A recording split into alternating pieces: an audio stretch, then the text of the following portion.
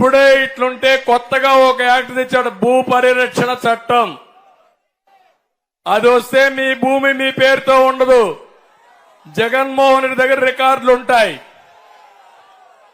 90 రోజుల్లో నీ భూమి నీ పేరుతో ఉందో లేదో తెలుసుకోకపోతే, తమ్ముడు తెలుసుకోకపోతే ఆ భూమి ఇంక నీది కాదు.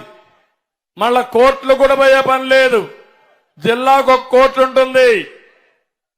వీళ్ళందరూ చాలా భయంకరంగా కొత్త చట్టాన్ని తీసుకొచ్చారు. రైతుల భూములకి రక్షణ లేని పరిస్థితి తీసుకొచ్చారు. 10-1 ఉండదు, అడంగాలు ఉండదు, ఏ రికార్డు ఉండవు. వాడు రాసిందే లెక్క. జగన్మోహన్ రెడ్డి మీ తలరాత రాసే పరిస్థితి వస్తున్నాడు.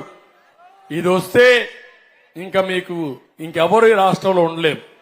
మన భూములు మన కాదు, ప్రత్యర్థుల్ని ఇంకేం చేస్తారో నాకే తెలియదు.